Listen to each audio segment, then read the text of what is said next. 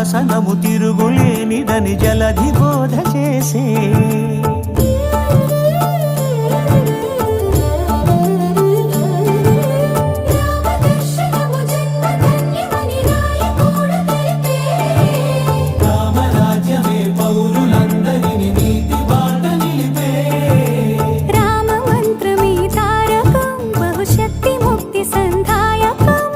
రామనామమే అమృతం శ్రీరామ కీర్తనం సుకృతం ఈ రామచంద్రుడే లోక రక్షయని అంతరాత్మ పలికే